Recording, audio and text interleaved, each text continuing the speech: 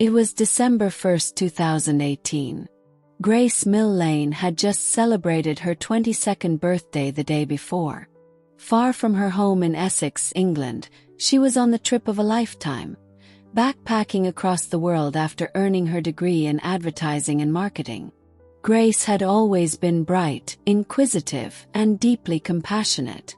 Traveling was her way of understanding the world, meeting new people, collecting stories, and living outside the box. Auckland, New Zealand was one of her final stops. She left her hostel late that afternoon dressed casually, her long brown hair tied in a loose ponytail. The streets of Auckland were buzzing, the warmth of the early summer settling into the evening. She was meeting someone she'd been chatting with on Tinder, a local man named Jesse Kempson. They had agreed to meet at a popular spot, Sky City, a vibrant, well-trafficked area that felt safe and open. Grace had told a few friends back home about the date. Her excitement was palpable, even through text. What Grace didn't know, what she couldn't have known, was that Jesse Kempson was a deeply disturbed man. Charming on the surface, but manipulative and controlling underneath. He had a history of lying, using fake identities, and had a string of broken relationships behind him. Jesse was looking for someone vulnerable, someone he could dominate. CCTV footage captured Grace and Jesse meeting for the first time. They appeared at ease, laughing and chatting. They had drinks at several bars. Grace was seen sipping wine, leaning in during conversation. Jesse played the role of the gentleman flawlessly, pulling out chairs, ordering her favorite drink, asking about her travels. But this charm was calculated. He smiled, but behind his eyes was an agenda. He knew exactly how this night would end. Later that night, CCTV footage showed them walking back toward Jesse's apartment at the City Life Hotel. Grace, slightly tipsy but relaxed, followed Jesse into the building around 9:40 p.m. It would be the last time she was seen alive. In his initial statement, Jesse told police that Grace had died accidentally during consensual sex. He claimed she had asked to be choked and that she lost consciousness. But investigators weren't convinced. The timeline didn't add up. And soon, what they uncovered would send shockwaves around the world. That night, after Grace died, Jesse didn't call for help. He didn't report an accident. Instead, he calmly left the apartment and walked into the city. CCTV cameras caught him buying cleaning supplies, wipes, gloves, and a suitcase. Hours later, he returned to the hotel room. He searched online for information about body decomposition. Then, he began taking photos of Grace's body. While Grace's family, unaware of her fate, were sending her birthday wishes, Jesse was wrapping her body in his room. The next morning, he rented a car and drove to the Waitakere Ranges, a thick, wild forest just outside of Auckland. There, he buried Grace's body in a shallow grave, surrounded by damp soil and silence. It was as if he believed she could be erased. But Jesse wasn't done. That same day, less than 24 hours after Grace died, he went on another Tinder date. The woman would later testify that he seemed distracted, like he was somewhere else. She had no idea she was sitting across from a man who had just hidden a corpse in the woods. The police investigation moved quickly.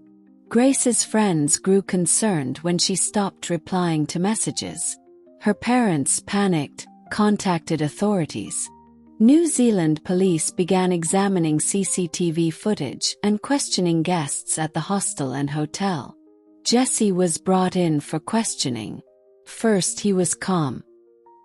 He spun a rehearsed story of a tragic accident. But the forensic evidence told a different truth. Blood was found on the hotel room carpet and bed. The suitcase was tracked via receipts and surveillance footage. His internet search history was damning: hottest fire, body decomposition timeline, and graphic pornography. His detachment was chilling. When police told Jesse they had found Grace's body, his reaction was cold. He didn't ask how they found her. He didn't ask how she was. He asked simply, "Has the media found out yet?" The trial was as gut-wrenching as it was illuminating. The prosecution called on medical experts who explained how Grace died, not quickly but slowly, with pressure to the neck sustained for several minutes. Other women Jesse had dated came forward. They described the same pattern: charm, dominance, aggression. Grace's father, David Millane, flew to New Zealand and sat through every moment. He watched as lawyers described his daughter's final moments, her fear and her pain. The courtroom was silent when he read his victim impact statement. Through tears he said, "You have taken my daughter's future. You have taken her voice." On November 22, 2019, Jesse Kempson was found guilty of the murder of Grace Millane. He was sentenced to life in prison, with a minimum term of 17 years.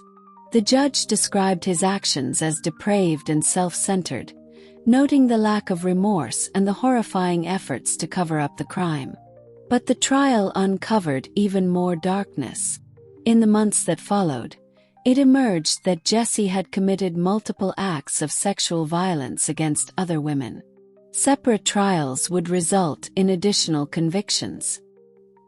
He was a serial predator who had hidden in plain sight for too long. Grace's death sparked global outrage. It ignited conversations about the safety of women traveling alone and the myth of consent in violent acts. Vigils were held across New Zealand and the UK. Sky City was flooded with flowers. Strangers held candles and wept.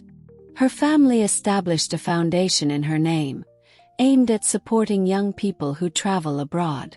They wanted Grace to be remembered not for the horror of her final moments, but for her spirit, for the kindness she showed to strangers, for the way she chased life with open arms. Grace Millane loved art, music, and stories. She loved exploring. Her death was senseless, but her story continues to echo through the halls of justice, through the hearts of women fighting for safety, and through every person who believes that her light should never have been extinguished. She was brave. She was kind. She was Grace. Subscribe to our channel for more powerful, emotional true crime stories that deserve to be heard. Don't forget to like this video and share it with others, so the world never forgets the voices that were silenced. Your support means everything.